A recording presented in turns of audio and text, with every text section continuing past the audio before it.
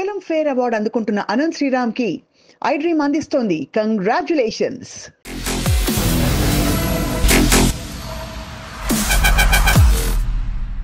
Welcome to this very very special candidate conversation full of music. ఇవాళ conversation కంటే ఎక్కువ సంగీతం వినిపించబోతోంది.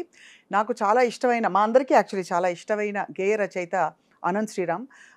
ఇంత స్ట్రైట్గా పాయింట్కి ఎందుకు వచ్చానంటే, అనంత్ గారి గురించి చెప్పాలంటే తనకు మాట ఎంత ప్రధానమో తన ధారలో పాట కూడా అంత ప్రధానం. కాబట్టి తను రాసే అందమైన పొందుపరిచే మాటలకి ట్యూన్ కూడా అలాగే అల్లి చెప్పేస్తుంటారు మ్యూజిక్ డైరెక్టర్స్కి చాలా సందర్భాల్లో. ఇది నేను స్వయంగా చూశాను. సో అనంత్ శ్రీరామ్ గారి 2 దశాబ్దాల జర్నీలో ఎన్నెన్నెన్నో హిట్ పాటలు రాసిన విషయం తెలుసు. కానీ విశ్లేషణ, వివేకం, విచక్షణ అన్నీ ఉండే తన పాటల ప్రయాణం ఎటువైపో మరొక్కసారి వాళ్ళ తట్టి లేపి తెలుసుకునే ప్రయత్నం చేద్దాం. మిమ్మల్ని చూసి నాకు కూడా మంచి మంచి పదాలు వచ్చేస్తున్నాయి. పొంగిపోతుంది కవిత్వం. ఎలా ఉన్నారు అనంత్ గారు? బాగున్నానండి. మిమ్మల్ని చూడడం చాలా సంతోషం. ఎందుకో చెప్పనా, తాను నేను అని నా ఆల్ టైమ్ ఫేవరెట్, అంతకంటే ఫేవరెట్ పాట మళ్ళీ రాదనుకుంటే నేను డిసైడ్ అయిపోయాను. అవును, లేకపోతే నా హాలర్ ట్యూన్ మారేది కదా. అంతేగా, మీకు కూడా అంతేనా? నా కాలర్ ట్యూన్ 2016 నుంచి అదే. ఎప్పుడైనా దాన్ని దాటి రాద్దాం అనుకుని ప్రతిసారి ప్రయత్నిస్తున్నాను, విఫలమవుతున్నాను, మళ్ళీ ప్రయత్నిస్తున్నాను. నాకు ఈ పాటతో పాటు మీరు రాసిన పాటలన్నీ కూడా అర్థవంతంగా అర్థమయ్యేలా ఉంటాయి. అర్థవంతంగా లేకపోతే పాటకి సార్థకత లేనట్టే. మీకు సంగీతంతో పరిచయం ఎలా వచ్చిందో అనంత్ గారు? రంగస్థలం మీద. అంటే చిన్నప్పుడు పౌరాణిక నాటకాలు అవి చిన్నపిల్లలుగా ఉండగానే వేస్తూ ఉండేవాళ్ళు. మా నాన్నగారు వేస్తూ ఉండేవాళ్ళు. హార్మోనీ వాయిద్యకారులు వాయిస్తున్నప్పుడు ఇది ఈ రాగం, అది ఈ రాగం అని మా నాన్నగారు చెప్తా ఉంటే ఆయనకు కూడా అలాగే వచ్చింది. ఆయన గురువు ఎవరు లేరు, ఆయన కూడా పద్యాలు రాగాల్లో కట్టి పాడుతూ ఉంటారు అన్నమాట. అలా అబ్జర్వేషన్ మీద కొద్దిగా 30 రాగాలు తెలుసు. అంటే మరి 30 రాగాలు తెలుసా? లైన్గా ఒక్కోటి అనుకుందాం ఊరికే. ఏ రాగాలు తెలుసు చెప్పండి. చాలా ఈజీగా చెప్పచ్చు. ముందు శంకరాభరణం తీసుకున్నాం, వైట్లు మొత్తం. శంకరాభరణం తీసుకున్న తర్వాత శంకరాభరణం నుంచి మోహన, సరిగా పదస, హంసధ్వని, సరిగా పనిస, శుద్ధ సావేరి, సరిమ పదస. అబ్బబ్బబ్బబ్బా, నాకు తెలిసిన రాగాలు మీకు తెలుసు. ఇది సగమదని నీలాంబర, శంకరాభరణం ఇందోడం పాడుతున్నారు. ఇందోడం చిన్నగా, శంకరాభరణమే చూస్తున్నాం మనం ఇప్పుడు మొత్తం వైట్. కాదు, సగప ధనిస ఒకటి ఉంది,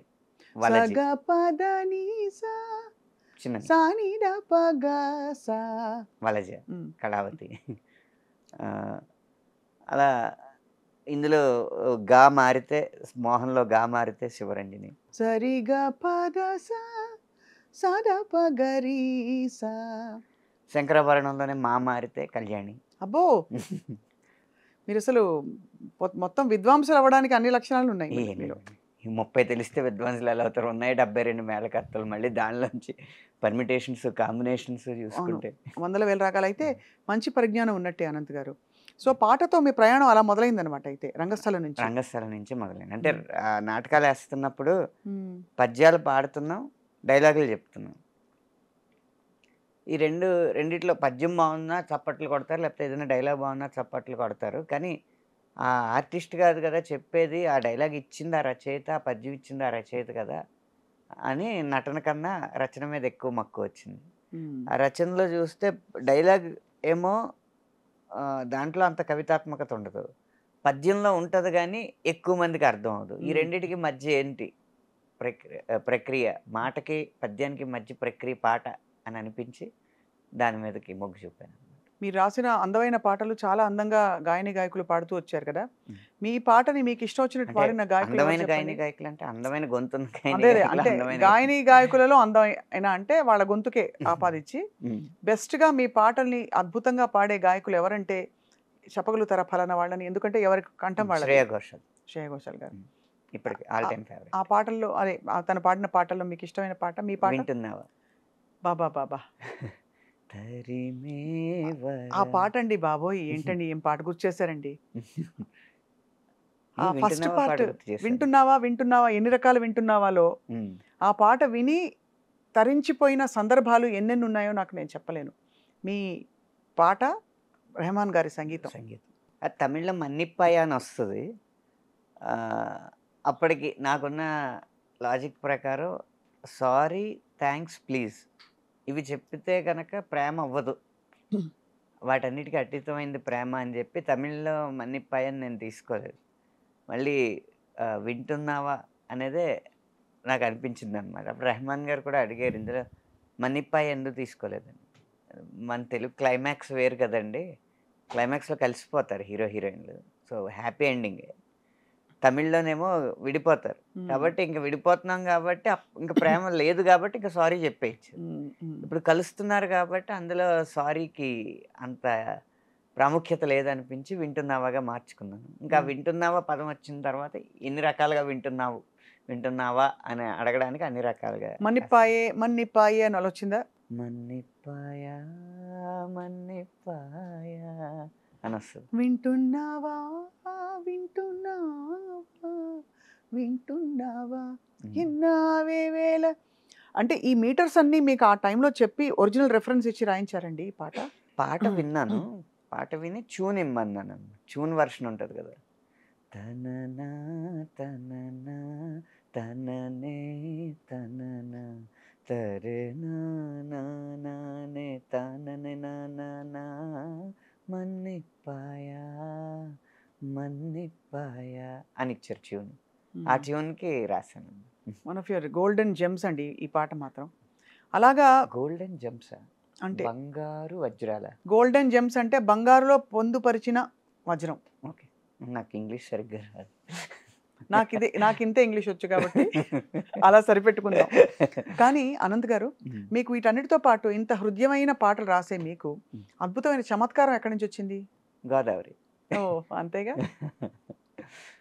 ఎందుకంటే నిజంగా ఇప్పుడు మీరు మిడిల్ ఈస్ట్ మ్యూజిక్ విన్నారనుకోండి, ఎక్కువ సింధు భైరవ రాగంలో తారాస్థాయిలో హమ్మింగ్స్ లాగా అనిపిస్తూ ఉంటుంది, అంటూ ఉంటుంది కదా.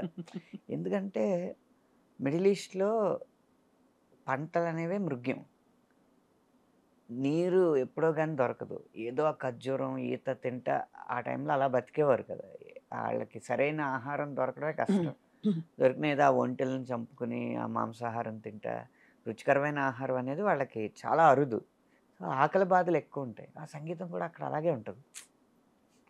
గోదావరి ఉంది ముఖ్యంగా మా కడుపు నిండిన బేరం మాదైతే. డబ్బు ఉండదేమో కానీ అన్నానికి లోటు ఉండదు. ఇప్పుడు కడుపు ఖాళీగా ఉందనుకోండి, దాని ఒక్కదాని మీదే దృష్టి ఉంటుంది. కడుపు నిండాక 100 వాటి మీదకి వెళ్తుంది దృష్టి.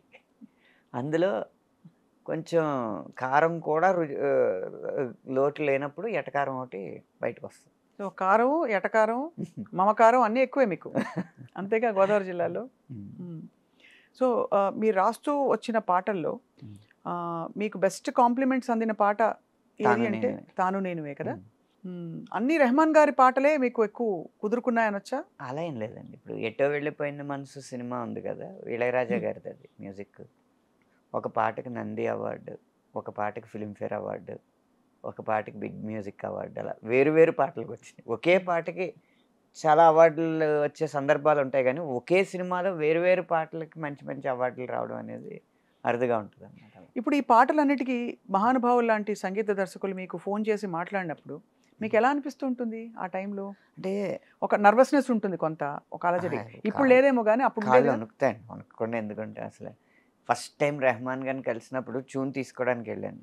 అప్పుడు నేనంటే డోంట్ బి నర్వస్ అని ఆయనే సముదాయించారు.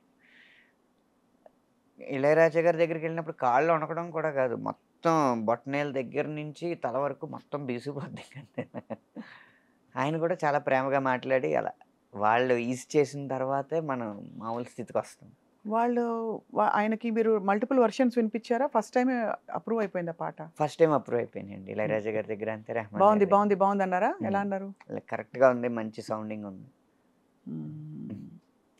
ఎంత అదృష్టవంతులండి మీరు, అంటే ఇంతమంది సంగీత పరిశ్రమలో ఉండడం.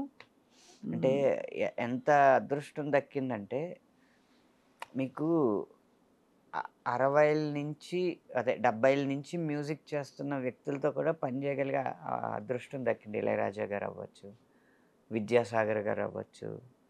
అలాగే ఇప్పుడు ఈ కాలంలో అందరినీ మెప్పిస్తున్న సంగీత దర్శకుల చేత కూడా తో కూడా కమాన్ కమాన్ తమన్ గారు కళావతి. అవ్వచ్చు, అనిరుద్ధ్ గారు అవ్వచ్చు. అలా అన్ని వయస్కుల సంగీత దర్శకులతో పనిచేసే అదృష్టం మాత్రం నాకు బాగా దక్కింది. మీకు అంటే మీ మనసు సింగిల్ కార్డులు. అవును, సింగిల్ కార్డు. తర్వాత మీకు ఉండే గొప్పదనం ఏంటంటే ఆనంద్ గారు, మీరు అన్ని తరాలతో కనెక్ట్ అయ్యే ఏంటి ఒక విజ్ఞత ఉంది మీలో. ఎవరి వయసు తగ్గట్టు వారితో అలా మాట్లాడడం అలవాటు నాకు. మీ వయసు ఏమిటో మా ఈ ప్రాసెస్లో మేము ఎప్పుడు పసిగట్టలేకపోయాం. 39 సంవత్సరాలండి, దాంట్లో అబద్ధమే ఉంది. పెళ్ళి అయిపోయాక వయసు దాచుకోవడం ఎందుకు? అంతేనా? ఇప్పుడు దాచుకుని కూడా లాభం లేదు. లాభం లేదు, ఏం పని అవ్వదు. అనంత్ గారు, మీ పాటలు పాడేటప్పుడు చాలామంది, ఇప్పుడు కొంతమంది ఇతర అన్య భాషస్థులు మీ పాట పాడేటప్పుడు సరిగా ఉచ్చరించలేదని చెప్పి కొంతమంది బాధపడిన సందర్భాలు ఉన్నాయి. మీరు ఎప్పుడైనా ఫీల్ అయ్యారు అలాగా? మీ పాటలే కాదు, సరే నేను అనేది సిద్ శ్రీరామ్ గారు కావచ్చు. మన భాష గాయకులు పాడినప్పుడు ఆదరించే మనసున్న వాళ్ళే అన్య భాష గాయకులు పాడినప్పుడు విమర్శించే అర్హత ఉన్నవారని నా ఉద్దేశం. అందరూ తెలుగువారి చేత పాడిస్తుంటే మరి ఆదరించట్లేదా? ఇంకా కూడా కొత్త గొంతు కావాలి. ఒక పదాన్ని కొంచెం తప్పుగా పలికితేనే కొత్తగా భావిస్తున్నారు.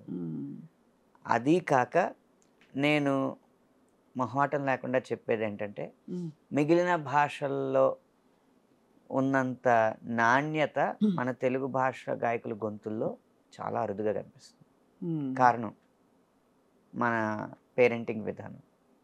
ఎవరు చిన్నప్పటి నుంచి ఇడు గాయకుడు అవ్వాలని చెప్పి తన పిల్లల్ని పెంచట్లేదు. ఇది సెకండరీగా ఉంచు, ముందు ఐఐటి కొట్టు, లేకపోతే మెడిసిన్ కొట్టు, అన్నీ కొట్టుకుని పుస్తకాలు వేసుకుని ఎత్తినేసి కొట్టుకో, ఇవన్నీ చెప్పిన తర్వాత వాడి సహజ సిద్ధంగా ఉన్న ఆశయానికి సెకండ్ ప్రిఫరెన్స్ ఇమ్మని, ఈ సమాజం మెచ్చే ఆశయం వైపు ఫస్ట్ ప్రిఫరెన్స్ ఇచ్చి కృత్రిమంగా ఆశయాన్ని జొప్పించి దాని తపస్సు దాని వైపు చేయించి ఒక 18 సంవత్సరాలు 25 సంవత్సరాలు వచ్చిన తర్వాత వాళ్ళ సమాజానికి అనుకున్నది, తల్లిదండ్రులు అనుకున్నది ఆడు సాధించిన తర్వాత అండ్ సాఫ్ట్వేర్ ఇంజనీర్నో లేకపోతే డాక్టర్నో ఒక కార్పొరేట్ గాయన చేసిన తర్వాత ఇప్పుడు కావాలంటే నువ్వు ఏదైనా చేసుకోండి, ఇంకేం చేస్తాడు వాడు?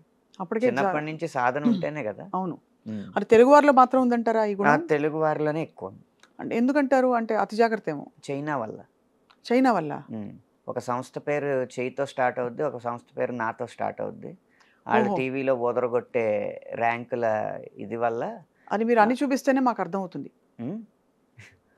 1 2 5 ఈసారి ఐఐటి కాంపిటీషన్లో వరుసగా 1 1 1 2 2 2 5 6 7 7 7 ఇలా 10 లోపు 100 ర్యాంకులు సాధించిన సంస్థ మా అయిపోయింది. అబ్బా బాబోయ్, చాలా విషయం గమనించారు మీరు. అంటే ఎంత పెద్ద విషయం. మరి అంత ఓదరగొట్టేస్తుంటే మావాడు అందులోకి వెళ్ళిపోవాలి, మావాడు కొట్టేయాలి, మావాడికి కట్నం వచ్చేయాలి. ఇదే అవును. మా అమ్మాయి వెళ్ళిపోవాలి, మా అమ్మాయి మెడిసిన్ కొట్టేయాలి, మంచి ర్యాంక్ కొట్టేయాలి, తక్కువ కట్నం ఇచ్చుకోవాలి.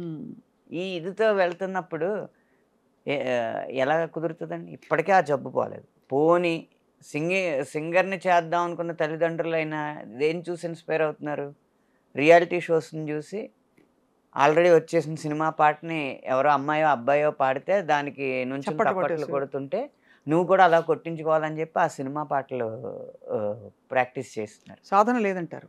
సాధన అనేది జానపదం, శాస్త్రీయం, లలితం, పాశ్చాత్యం, ఈ సంగీతాలన్నిటిలో ఉన్న పునాదులు ఏంటి అవి సాధన చేయాలి. మన జీవితంలో నేర్చుకున్న కళని, మన జీవితంలో ఎదురైన అనుభవాల్ని క్రోడీకరించి కలగలిపి మనదైన కళ బయటికి తీస్తే అది సినిమాకు ఉపయోగపడుతుంది. కానీ సినిమాలో వచ్చేసిన వాటి ద్వారా నేర్చుకుని మళ్ళీ సినిమాల్లో పైకి వద్దామంటే అది అవ్వదు. ఎప్పుడు మన ఒరిజినాలిటీ ఉంటేనే కదా సినిమాలో ఒక ప్రత్యేకత ఉంటుంది. కరెక్ట్, అంతేగా. పెంచిల్ దాస్ గారి పాటలు ఉన్నాయి, ఎందుకు నచ్చినాయి? ఆయన మట్టి వాసనని ఆ పాటల్లో జొప్పించగలిగారు కాబట్టి. అవును. కాసుల శ్యామ్ గారి పాటలు ఎందుకు నచ్చుతున్నాయి? ఆ తెలంగాణ సంస్కృతిని కమర్షియలైజ్ చేయగలిగారు కాబట్టి. అలా మన జీవితంలో అనుభవాలని సినిమాకి ఇవ్వాలి గానీ, సినిమా ద్వారా మనం అనుభవం పొందకూడదు. అవును. అది అది గమనించకుండా రియాలిటీ షోస్‌ని టార్గెట్‌గా పెట్టి అందులో సెలెక్ట్ అవ్వకపోతే ఏడుపులు, పెడబొబ్బలు పెట్టుకొని చేస్తున్నారు తప్పితే, మూలాన్ని గమనించట్లేదు. ఇలాంటి వాతావరణంలో తెలుగులో గొప్ప గొంతులొస్తాయని ఎలా ఎక్స్‌పెక్ట్ చేస్తాం? కానీ అంటే బట్ నిజానికి సంఖ్యాపరంగా చాలామంది శిక్షణ పొందుతూ చాలామంది గొంతుకులున్నారిక్కడ మీరన్నట్టు. కానీ సంఖ్యాపరంగా విలక్షణమైన ఉన్నారు. గొంతుకలు అడుగుతున్నారంటే హ్మ్. మేబీ అక్కడ చెన్నైలో ఇప్పుడు చిన్మయి గారు కావచ్చు, తెలుగింటి అమ్మాయి అయినా కూడా చెన్నైలో స్థిరపడి అవును. తను అద్భుతమైన వాయిసు, డబ్బింగు అసలు తన పాటైతే చెప్పక్కర్లేదు. అంటే సౌత్ ఇండియాలో హ్మ్. ఎలా అయితే శ్రేయా ఘోషాల్ ఒక పేరు అవును. సాధించారు. శ్వేతా మోహన్ గారు, శ్వేతా చిన్మయి మోహన్ గారు గారు. కావచ్చు. పురుషుల్లో మన సిద్ శ్రీరామ్. కానీ హ్మ్. సిద్ శ్రీరామ్ మీదే చాలా విమర్శలొచ్చాయి ఆ మధ్య. తన ఆంగ్ల భాష, అరవ భాష యాసతోటి కొంచెం తెలుగు పదాల్ని నాయి 100,000,000 అదే 200,000,000 దాటిన పాటలు ఒక 3 ఉన్నాయండి ఫ్లాగ్‌షిప్ మిలియన్స్ లెక్కలో చూస్తే. హ్మ్. ఒకటి 'ఇంకేం ఇంకేం కావాలి', 2 కళావతి, 3 ఇప్పుడు 'ఓ 2 ప్రేమ మేఘాలు'. హ్మ్. ఆ మూడిట్లో 2 సిద్ శ్రీరామ్‌యే. ఇప్పుడు విపణిలో ఏది ఎ ఎక్కువ అంకెలు చూపిస్తుందో అదే విజయం. ఇప్పుడు విమర్శించినంత మాత్రాన అంకెలు తగ్గట్లేదు కదా! తగ్గవు. కరెక్టే. అది నిజమే. మనం విమర్శ అనేది ఆహ్, మన విమర్శ మానిటైజ్ అయ్యేలా ఉండాలి. హ్మ్. ఉత్తినే వచ్చి సలహాలిస్తే కుదరదు. అంతేగా. హ్మ్. విలువలు తగ్గిపోతున్నాయండి. పాత సినిమాల్లో విలువలుండేవి. సరే ఆ విలువలు పాటించినప్పుడు విపణిలో దాన్ని గెలిపించడం ఎలాగో కూడా సలహా ఇవ్వాలి. అంటే ప్రణాళికాబద్ధంగా ఉండాలి తప్ప హ్మ్. దానికి ఆ రాళ్ళు ఉత్తుత్త ఇసిరేస్తే కుదరదండి అవును. విమర్శలు. చాలా ఎంత గొప్ప పాయింట్ చెప్పారు. హ్మ్. ఇంత క్లారిటీ ఎలా వచ్చింది ఆనంద్ గారు మీకు? మళ్ళీ గోదావరి జిల్లాలేనా? కాదు మీరు ఎంత ఎవ్ క్లియర్‌గా ఉన్నారు చూడండి. హ్మ్. మీరేమి దాన్ని ఖండించట్లేదు. హ్మ్. బట్ ఏంటది తినడానికి ఉపయోగపడిన ఇడ్లీలు ఎందుకంటున్నారు? అంతేనండి. అంటే విలువలు సినిమా అనేది ఒక వ్యాపారాత్మకమైన కళ. లేదా కళాత్మకమైన వ్యాపారం. ఈ కళా వ్యాపారం మిళితమైనున్నప్పుడు ఒక కళ గురించో, ఒక వ్యాపారం గురించో మాట్లాడకూడదు. రెండిటిని 2 కళ్ళుగా భావించి చూడాలి. కడుపు నింపని కళలెందుకు తనకు మాలిన ధర్మమెందుకు అంతేనా? అంతే కదండీ. హ్మ్. ఏదైనా ఉంటదండి. ఇప్పుడు 'శంకర్ మహాదేవన్' గారి సాధన ఎంత గొప్ప సాధన అది.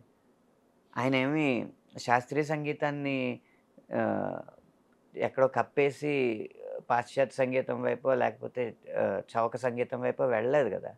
ఆ శాస్త్రీయ సంగీతానికి వ్యాపార దృక్పథం ఎలా జోడించాలనేది నేర్చుకున్నారు. హ్మ్. అందుకే ఆయన పాటలు హిట్ అయినాయి. ఆయన గొంతు హిట్ అయింది. కరెక్ట్. ఆ రకంగా ఎవరు సాధన చేశారు? శంకర్ మహాదేవన్ గారు గమకాలు అంత తిరగడానికి కారణం ఏంటని అడిగితే ఒక చోట చెప్పారు. సాధన. వర్ణాలు, వర్ణాలున్నాయి కదా! ఆ వర్ణాలు లిరిక్‌తో కాదు, స్వరంతో కాదు, అకారంతో. ఆకారంతో సాధన చేశారు. చిత్ర గారు కీర్తనలన్నీ ఆకారంతో సాధన చేశారు. ఇయన్నీ సాధనలు చేపిస్తున్నారా హ్మ్. పేరెంట్స్? రియాలిటీ షోల వైపు చూస్తున్నారా? చైనా వైపు వెళ్తున్నారా? అలా చైనాలో చదివితే వచ్చే ప్రొడక్ట్స్ కూడా చైనా ప్రొడక్ట్సే వస్తాయి. హ్మ్. చూడ్డానికి బావుంటాయి. గొప్ప మాట ఠంగుమని చెంప చెల్లుమనిపిచ్చావు. మన పాత డైలాగ్ చెప్పారంటే. బట్ ఆనంద్ గారు గాయకులకి ఇన్ని సాధనలు ఉంటాయి కదా! హ్మ్. గేయ రచయితలకి ఏముంటాయి సాధనలు? అంటే గా మిమ్మల్ని మీరు నిత్యం నేర్చుకోవడానికి లేదు మీ వొకాబులరీ కావచ్చు, గా ఇంకోటి కావచ్చు. గాయకుడికి నిజంగా కఠోర సాధన చేస్తే ఒక 6 సంవత్సరాల్లో అప్పటిదాకా మామూలుగా పాడని వ్యక్తి కూడా ఒక 6, 7 సంవత్సరాల్లో గాయకుడు అవ్వచ్చు. రచయితకు కూడా సాధన ఉంటది. అది కూడా పుట్టుకతో వచ్చేదేం కాదు. కాకపోతే ఆ 6 కాదు 15 సంవత్సరాలు పడతది. హ్మ్. ఒకటి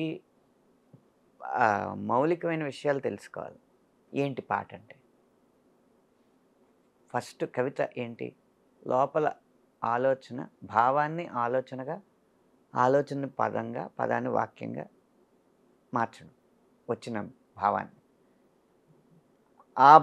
అలా వాక్యంగా మార్చిన దాన్ని లయబద్ధంగా చేయడం పాట. అంతే కదా!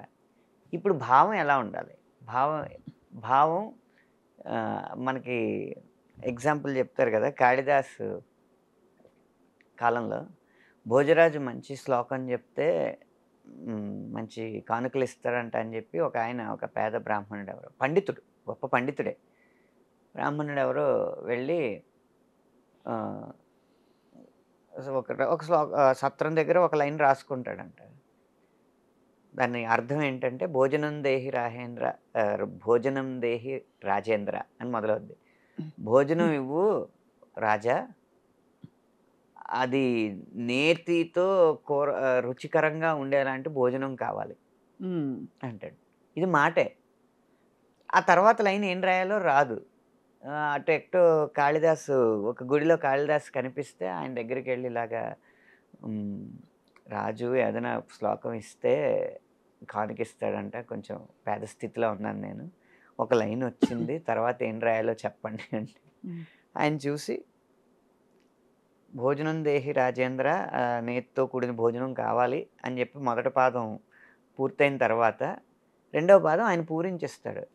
ఏంటంటే అది శరత్చంద్ర చంద్రికా ధవళ దది మాహిషంతు శరత్చంద్ర చంద్రికా ధవళ దది అంటే దది పెరుగు, ధవళ తెల్లని పెరుగు, చంద్రిక వెన్నెల్లాంటి తెల్లని పెరుగు, శరత్చంద్ర చంద్ర చంద్రిక చందమామ యొక్క వెన్నెల్లాంటి తెల్లని పెరుగు, శరత్చంద్ర శరత్ కాల ఋతువులో ఉన్న చందమామ వెన్నెల్లాంటి తెల్లని పెరుగు. అది దేనిది? ఆవుది కాదు, మాహిషంతు గేదెది కావాలి. ఎందుకంటే ఆవు పెరుగు కొంచెం ఎంతో కొంత పసుపు రంగులో ఉంటుంది. కరెక్ట్. కాబట్టి అలాంటి పెరుగుతో ముగించాలి భోజనం అని చెప్పి కింద ముగిస్తాడు అనమాట. ఇది కవిత్వం అవుద్ది, పైది వాక్యం అవుద్ది. ఎప్పుడైనా ఒక ఉపమానం ఒక ఉపమానం ఉండాలి, ఆ భావానికి తగ్గట్టుగా పదాలు ఎంచుకోవాలన్నమాట. అలా కవిత్వం పుట్టిన తర్వాత దాన్ని లయబద్ధంగా ఎలా పెట్టాలి? ఇప్పుడు శరత్చంద్ర చంద్రిక ధవళదది, మీరు ఆది తాళంలో పాడండి దాన్ని. శరత్చంద్ర చంద్రిక, శరత్చంద్ర చంద్రిక ధవళదది, అదొక పాదం అవుద్ది. అప్పుడు తనన అది ట్యూన్ అవుద్ది. కింద పూరించుకోవాలి దాన్ని ఇంకో దాంతో. అలా ఆ ప్రక్రియని నెమ్మదిగా నేర్చుకుంటూ సాధన చేస్తే మన భావాన్ని ఆలోచనని వాక్యంగా, వాక్యాన్ని లయబద్ధంగా, ఆ లయని కావలసిన నడకలో, ఆది తాళమా ఖండమా మిశ్రమా కావలసిన నడకలో పెట్టడం. ఇప్పుడు ఇలాంటి భావాన్ని ఇంకా కలోక్యల్గా చెప్పాలా, ఇంకా రాయల్గా చెప్పాలా అన్న పదాల ఎంపిక, ఈ ఎంపిక జరగాలంటే, కలోక్యల్గా జరగాలంటే ఎలాంటి జానపద రచనలు చదవాలి, రాయల్గా కావాలంటే ఎలాంటి ఉత్కృష్టమైన గ్రంథాలు చదవాలి, అవి పోగు చేసుకుంటా అలా సాగిస్తే పాట రాయడం వస్తుంది.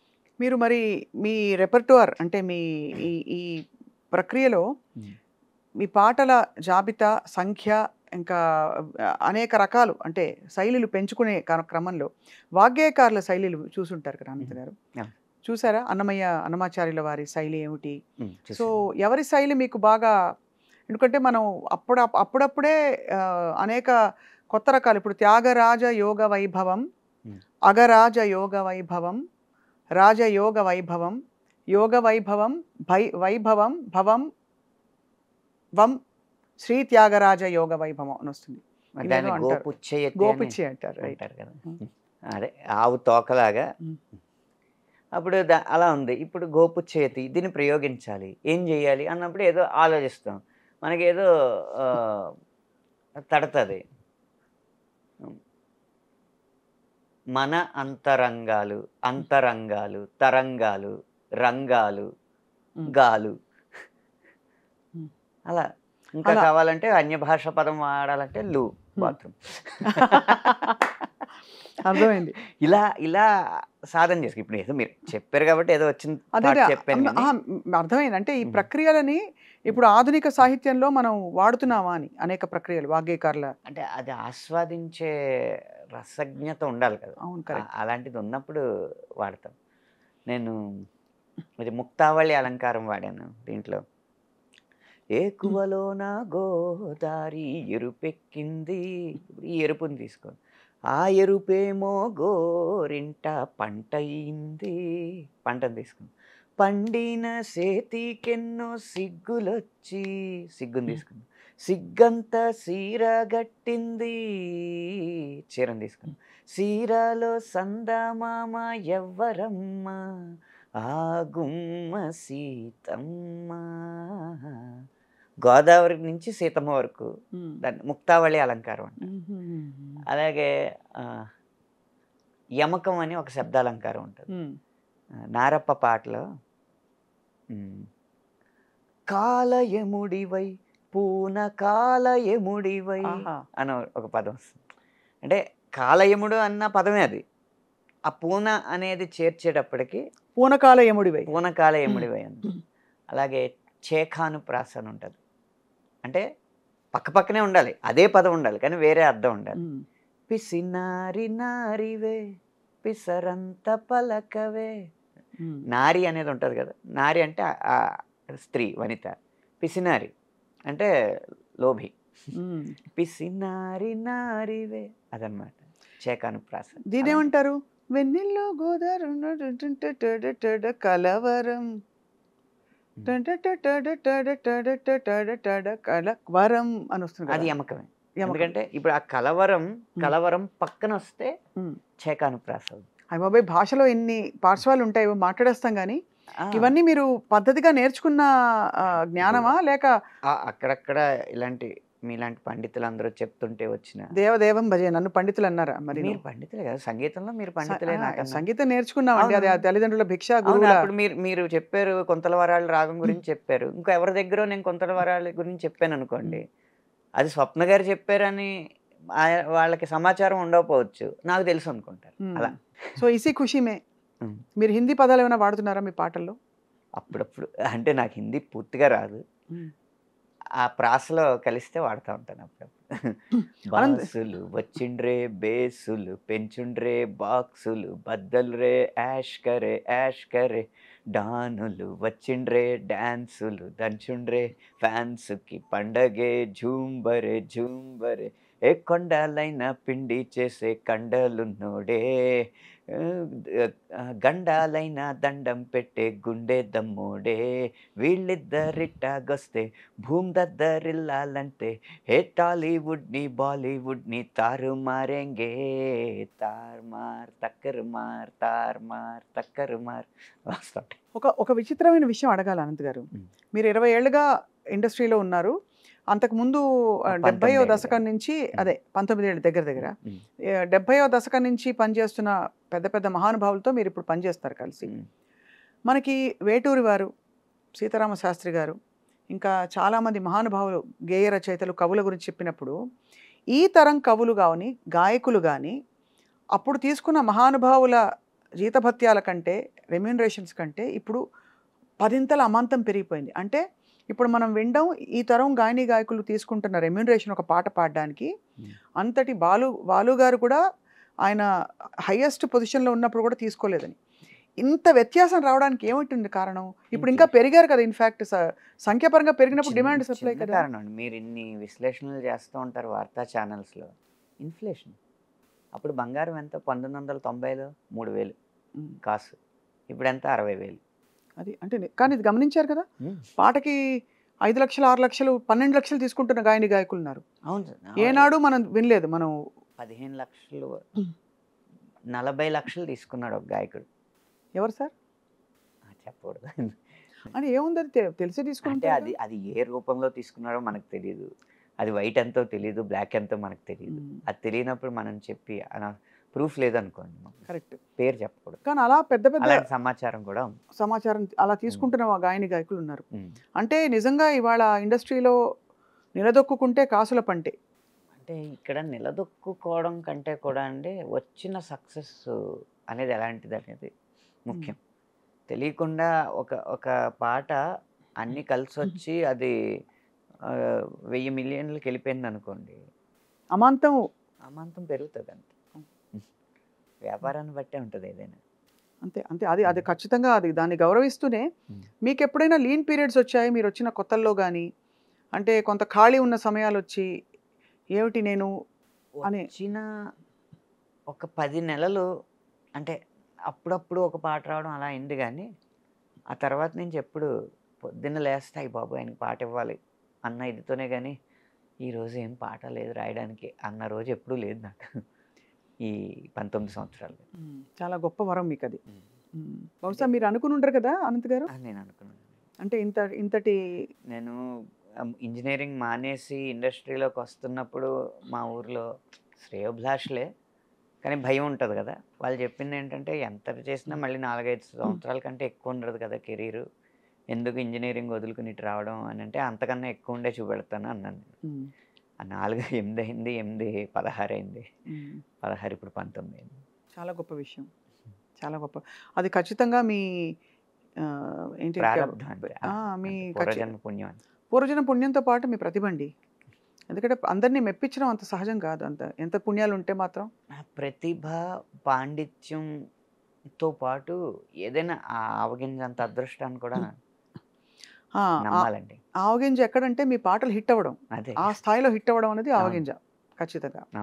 ఓ 4 హిట్ పాటలు పాడుకుందాం అనంత్ గారు మీవి. కాలంలో వెనక్కి వెళ్దాము, ముందుకు వెళ్దాం, మీ ఇష్టం. నాకు అప్పటి నుంచి ఇప్పటివరకు అన్ని పాటలు ఇష్టం కాబట్టి మీకు ఎలా అంటే అలా. మీ హిట్ పాటలు కొన్ని ఊరికే ఒక 2 లైన్లు అలా పల్లవులు అనుకుంటే అదొక తృప్తి. మొదటి నుంచి చూద్దాం. అయితే ఫస్ట్ హిట్ అన్న రుచి నేను చూసింది ఫస్ట్ బొమ్మరిల్లు అప్పుడో ఇప్పుడు.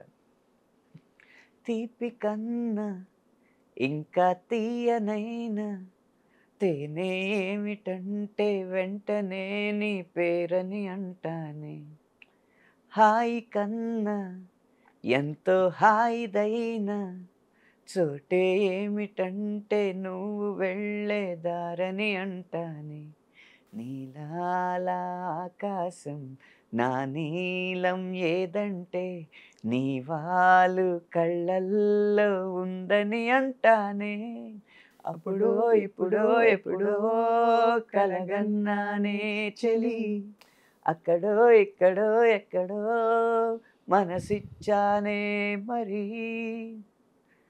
ఆ తర్వాత వెంటనే కొత్త బంగారు లోకం వచ్చింది హిట్. నిజంగా నేనేనా ఇలా నీ జతలో ఉన్నా, ఇదంతా ప్రేమేనా ఎన్నో వింతలు చూస్తున్నా, ఎదలో ఎవరో చేరి అన్నీ చేస్తున్నారా, వెనకే వెనకే ఉంటూ నీపై నన్నే తోస్తున్నారా, హరే హరే హరే హరే హరే రామ, మరి ఇలా ఎలా వచ్చేసింది ధీమా, ఎంతో హుషారుగా ఉన్నదెలోన ఏమ్మా ఏమ్మా. అది వరుసగా ఇలాంటి లవ్ సాంగ్ పడుతున్న టైంలో పరారే పరారే పప్ప పరారే భయం పరారే, చలో రే చిందేసి చలో రే పందెంలో జయం ఖరారే లాంటి మాస్ కానీ, రబ్బరు గాజులు రబ్బరు గాజులు రబ్బరు గాజులు తెచ్చానే, రిబ్బను పువ్వులు రిబ్బను పువ్వులు రిబ్బను పువ్వులు తెచ్చానే, అమ్మని అబ్బని అత్తిలి పొమ్మని హత్తెరిని ఇద్దరికొచ్చానే, నువ్వంటే పడి పడి నువ్వంటే పడి పడి నువ్వంటే పడి పడి చేస్తానే, నీ వెంటే పడి పడి వస్తానే అని ఓహో మాస్లో ఉన్నాడనమాట అని వచ్చినప్పుడు, నమ్మవేమో గాని అందాల యువరాణి నేలపై వాలింది నా ముందే మెరిసింది, అందుకే అమాంతం నామది అక్కడే నిశ్శబ్దం అయినది, ఎందుకో ప్రపంచం అన్నది ఇక్కడే ఇలాగే నాతో ఉంది, నిజంగా కళ్ళతో ఎంతగా మంత్రమేసింది, అదేదో మాయలో నన్నిలా ముంచి వేసింది. ఇప్పుడు అన్నీ మిక్స్ అయిపోయి ఇంగ్లీష్లు ఆకాశం బద్దలైన సౌండ్ గుండెల్లోన మోగుతుంది నిన్ను కలిసాక, ఇలాంటిది ఇంకా అన్ని రకాలన్నమాట. చిన్నదో వైపు పెద్దదో వైపు చిందేసి చెంగుమంటే పెరగదా ఊపు, సోకులో వైపు సొంపులో వైపు చల్లేసి చంపుతుంటే కలగదా కైపు, లాంటివి. ఇలా కమర్షియల్ మీటరే, అటు క్లాస్ అయినా మాస్ అయినా కమర్షియల్ మీటర్లో వచ్చే పాటలు. జరుగుతున్న సందర్భంలో అనుకోకుండా వచ్చిన సినిమా ఏమాయ చేసేది. అబ్బబ్బబ్బబ్బ! అసలు ఆ పాటలు ఎంతమంది ముందుకొచ్చి అందాలు సల్లుతున్న ఈ గుండెకేమవ్వలా, ఓ నిన్న కాక మొన్న వచ్చి ఏ మాయ చేసావే పిల్లి మొగ్గలేసిందిలా, హోసాన హోసాన గాలుల్లో నీ వాసన, హోసాన పువ్వుల్లో నిన్ను చూసిన, ఏ సందు మారినా ఈ తంతు మారునా, ఓ నా వల్ల కాదు ఇంకా నన్ను నేను ఎంత ఆపినా, హోసాన ఊపిరినే వదిలేస్తున్నా, హోసాన ఊహల్లో జీవిస్తున్నా. ఇది కంటిన్యూ అవుతూ కొంచెం ఈ సాహితీ పరిమాణాలకి ఇంకా కావ్య గౌరవం అద్దేలాగా, కోటి కోటి తారల్లోన చందమామ ఉన్నన్నాళ్ళు నీ మనస్సులో నేనుంటానే, నీటి మీద ఆ కైలాసం తేలకుండా ఉన్నన్నాళ్ళు నీ తపస్సునే చేస్తుంటానే, గాలిలోన ఆరో ప్రాణం కలవకుండా ఉన్నన్నాళ్ళు నిన్ను నేను ఆరాధిస్తా, నీ కోసం ఆరాధిస్తా. మళ్ళీ పూర్తి వెనక్కి మాస్. అసలు పూర్తి శాస్త్రీయం ఏమన్నా రాసారా? పూర్తి శాస్త్రీయం అంటే ఉదాహరణకి మన తెల్లవారదేమో స్వామి ఆ టైపు. శుభప్రదం విశ్వనాథ్ గారి మూవీలో ఒక శాస్త్రీయం జానపదం జుగలబంది సన్నివేశం వస్తుంది అనమాట. ఆ పాట ఏంటంటే అనుకోకుండా బాలు గారు పాడు అని చెప్పి గదమ ఇస్తే జై హింద్ అంటాడు హీరో క్యారెక్టర్ నరేష్ గారు. జై హింద్ అన్న పదం నుంచి అతనికి ఇన్స్పిరేషన్ వచ్చి జానపద శైలిలోనే ఎత్తుకుంటాడు అనమాట. ఇది సల్లనయ్యనే ఏలేలో ఏలేలేలో ఏలో ఏలో యాలా, ఏలేలో ఏలేలో ఏలో ఏలో యాలా, ఏలేలేలో ఏలేలేలో యాలా, ఏలేలో ఏలో యాలా.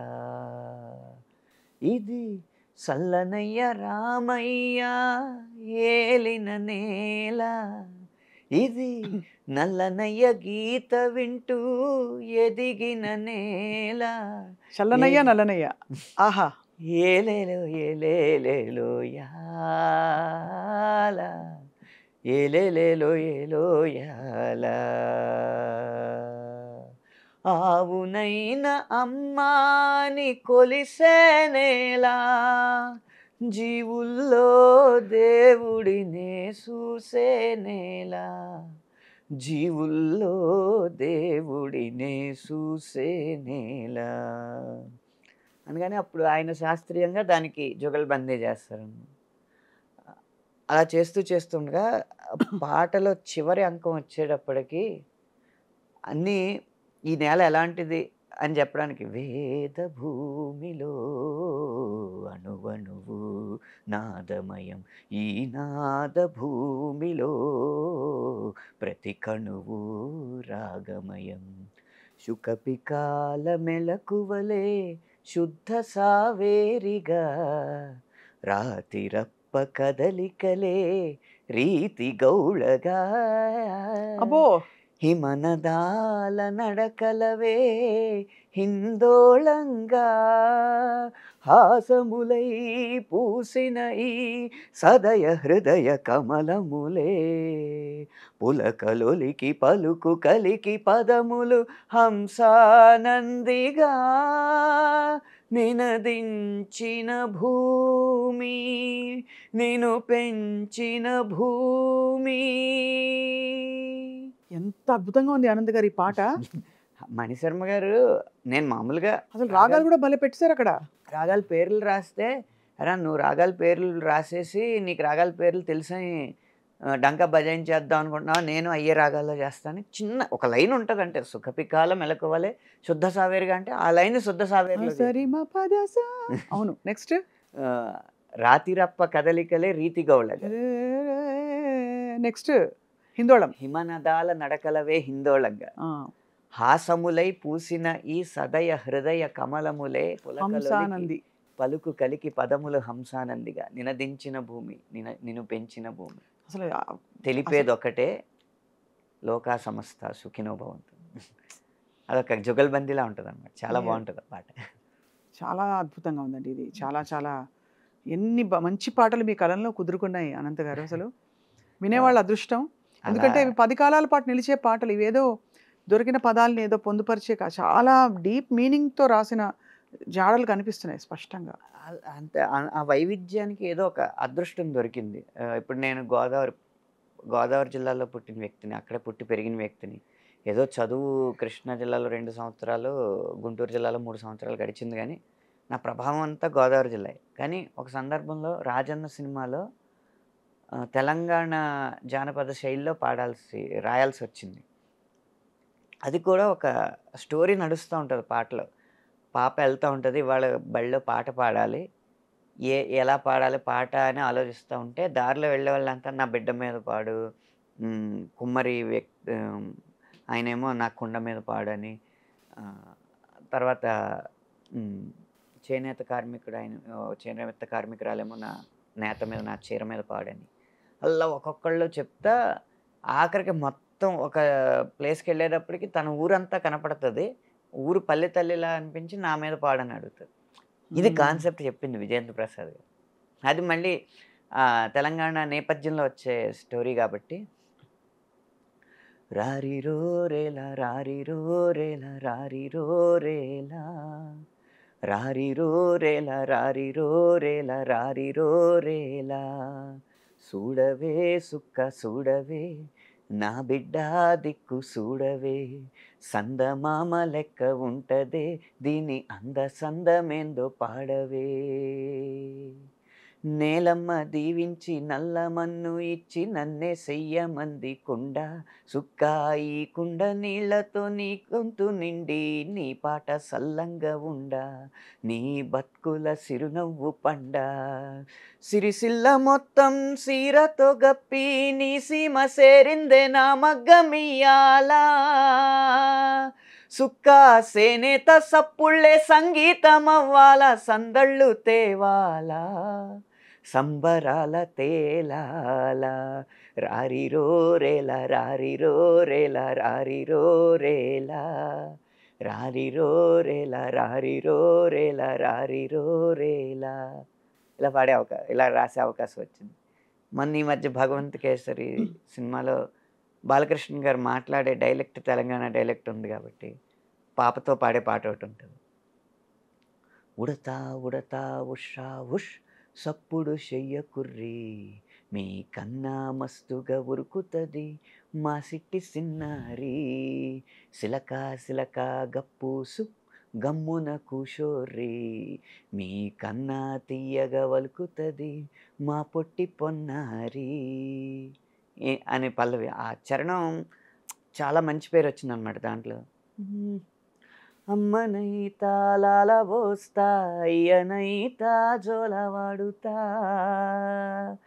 అవ్వనైతా బువ్వ వెడతా, దువ్వెనైతా జడలల్లుతా, పత్తి పువ్వైతా నీకు రైకలియనీకి, పట్టు పురుగైతా నీకు పావడియనీకి, ఏమన్నైతే నీకేమన్నైతే నేనేమన్నైతా నిన్ను కాయనీకి, ఉయ్యాలో ఉయ్యాల నా ఊపిరి నీకు ఉయ్యాల, ఔ మల్లా గీసేతుల్ల నిన్ను మొయ్యాల.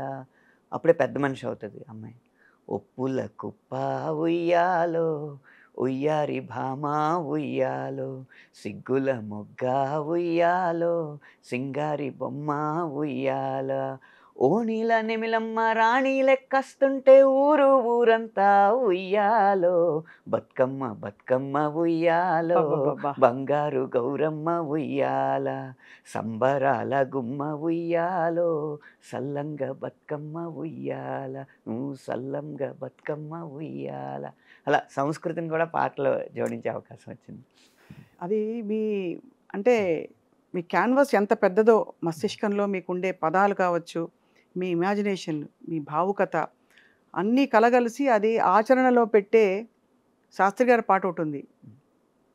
నటరాజు హ్మ్. నటరాజు స్వామి జటాజూటిలోకి జూటిలో చేరకుంటే విరుచుకుపడు సురగంగకు విలువేముంది. విలువేముంది. అలాగా మీ పదాల అల్లికకి మీలోని విచక్షణ, వివేకం అన్నీ తోడై కరెక్ట్‌గా అమర్చే నాడి పట్టుకున్నారు అనంత్ గారు మీరు. అందుకే అంత అదృష్టవశాత్తు ఒక్కొక్క పాట కూడా స్పెషల్‌గా ఉంది. అంటే ఇప్పుడు దీనికి ఇంకో వర్షన్ రాయమన్నారనుకోండి, ఆ!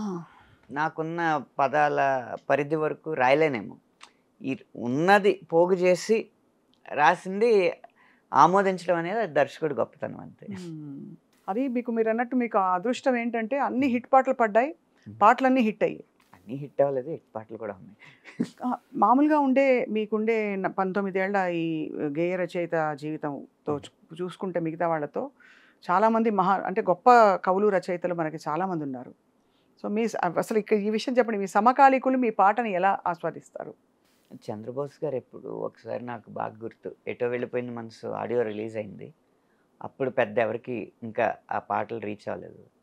ఆ టైంలో మెసేజ్ చేశారు. 'ఎటో వెళ్ళిపోయింది మనసు' పాటలు విన్నాను. వేరే స్థాయికి తీసుకెళ్ళావు సాహిత్యాన్ని అని చెప్పి మెసేజ్ చేశారు. ఆయన చాలా మంచి మనసున్న హ్మ్. రచయిత, వ్యక్తి. చంద్రబోస్ గారు చాలా మంచి చాలా మనసు. మంచి మనసు. అలాగే భాస్కర్ భట్ల గారు ఆయన పాటలు కూడా చాలా అదిరిపోతాయి. మంచి చంద్రబోస్ కమర్షియల్ గారి మెటీరియల్ ఉంటాయి. నా అసలు భాస్కర్ భట్ల గారు ఆహ్, 'చెకోరి' పాట విని ఆ పనిముట్టు అన్న పదాన్ని వాడిన తీరు మాత్రం చాలా అబ్బురపరిచింది.